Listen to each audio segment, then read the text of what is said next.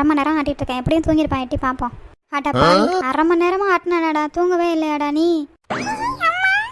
இப்போ மட்டும் நீ தூங்கல அவ்வளோதான், உன்னை வெளுத்துப்படம் வெளுத்து. எவ்வளோ நேரம் உன்னை ஆட்டிகிட்டே இருக்கிறது? எனக்கு வேறு வேலை இல்லை, அவ்வளோ வேலை வேறு கிடக்குது. உடனே ஆட்டிகிட்டு இருந்தால் நான் வேலை பார்த்து முடிச்சிட முடியுமா? தூங்கல பேசாமலுங்க.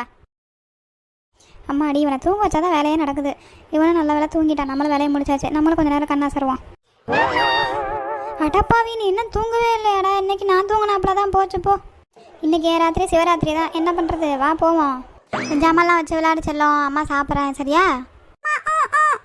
என்ன ஆக்கா வருதா? அது எப்படி சாப்பிட்டுட்டு இருக்கும்போது தான் உங்களுக்கு ஆக்கா வரும், உச்சா வரும், எல்லாம் பண்ணணுமா? ஏன் அதுக்கு முன்னாடி உனக்கு வரவே வராத?